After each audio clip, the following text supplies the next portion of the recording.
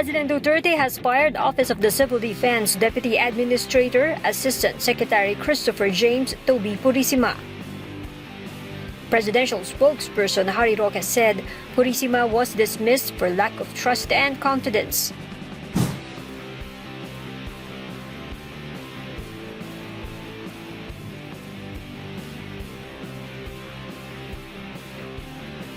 The OCD has been tasked as the main coordinating body for donated medical supplies and equipment.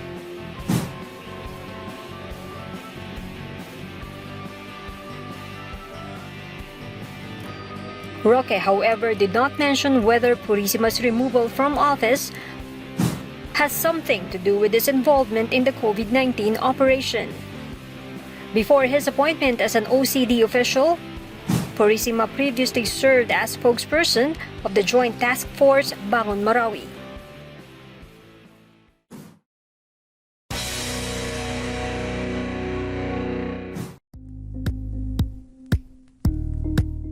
Thank you for watching Politiko TV. Please like and subscribe to our channel for more videos.